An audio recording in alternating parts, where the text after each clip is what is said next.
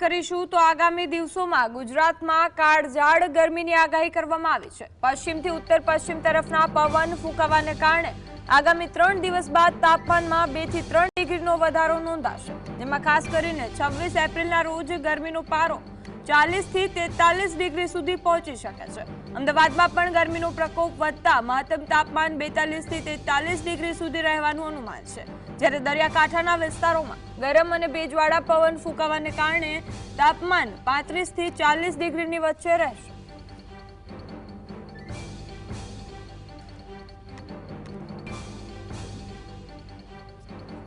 मौसम अगले 7 दिन उत्तर पर शुष्क रहने का पूर्वानुमान है।